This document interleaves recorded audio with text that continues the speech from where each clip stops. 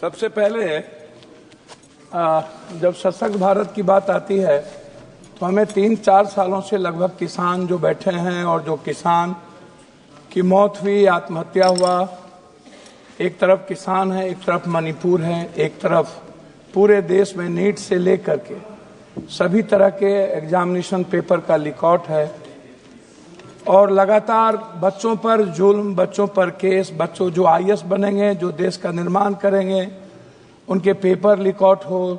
आज़ाद हिंदुस्तान के बाद हमारे मजबूत प्रधानमंत्री हैं, लेकिन जब हम सोचते हैं इस देश के इन सारे मुद्दों को, तब मुझे लगता है कि एक तरफ अमेरिका, जहां पर इतने सारे सवाल आ गए, दूसरे तरफ महाकुंभ, जहां पर आज़ाद हिंदुस्तान के बाद नेहरू जी के समय में जब 848 मात्र बजट थी, तब नेहरू जी ने जिन बातों के उल्लेख किया था और उसके बाद लगातार हर 12 सालों के बाद महाकुंभ, और आज इतने सशक्त प्रधानमंत्री के रहते हुए क्या प्रधानमंत्री को बदनाम करने की कोशिश किसी राज्य के बड़ी ताकतवर लोग कर रहे हैं, या सनातन के प्रति इनका सम्मान नहीं।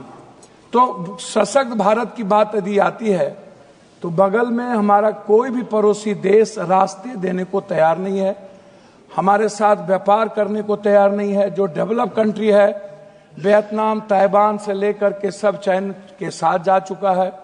भूटान के सारे मंत्री चाइना में बैठे रहते हैं और हमारा पूरा का पूरा पड़ोसी देश हमसे बिल्कुल अलग है।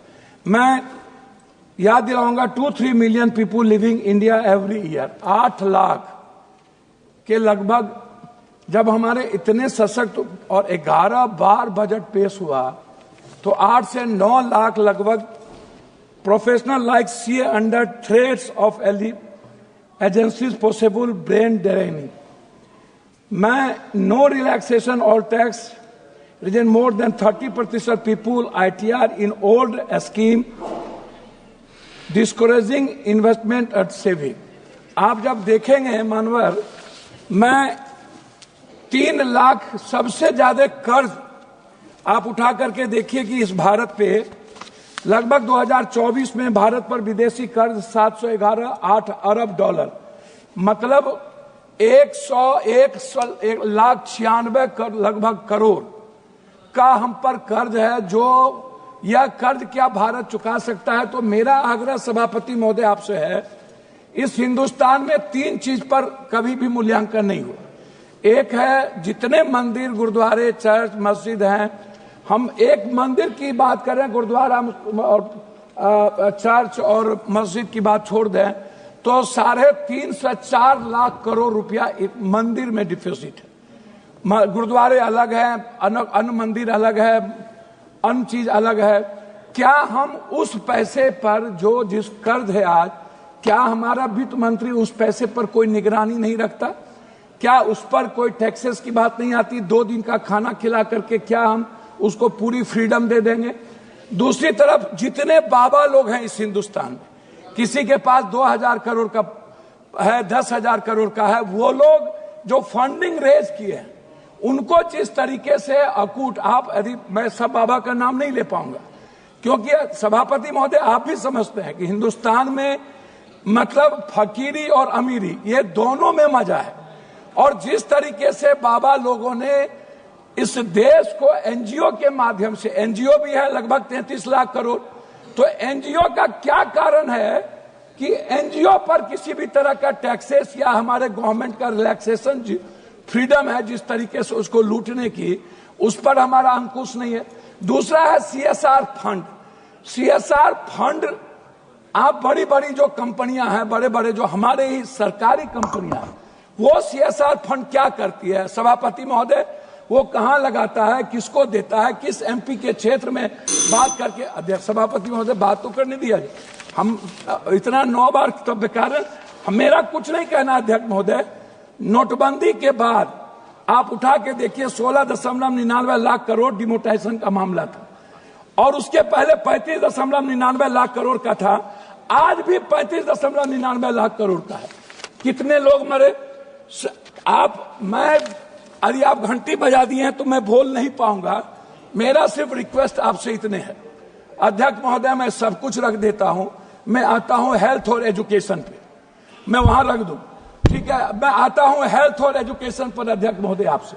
हमें आप एक बात बताइए कि इस बजट में हेल्थ पर अल्ट्रासाउंड, सीटी स्कैन, एमआरआई या मिडिल क्लासेस के लिए आप यदि सभी पर जीएसटी 28% जीएसटी लगभग सीमेंट पर, आप एजुकेशन पर पूरा जीएसटी लगाए हुए हैं, पेंसिल पर, कलम पर, दवात पर, किताब पर, बच्चे पढ़ पाएंगे अध्यक्ष महोदय?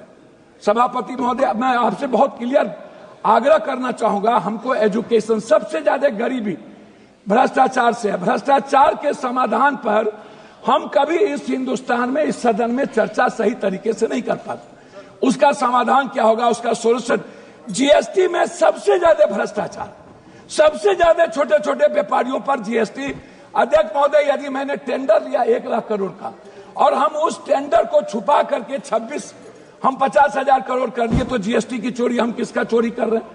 तो जीएसटी एक बड़ा अभिशाप, वरदान नहीं है, वो इस कंट्री के कॉमन और मिडिल क्लास के लिए सबसे बड़ा बोझ है।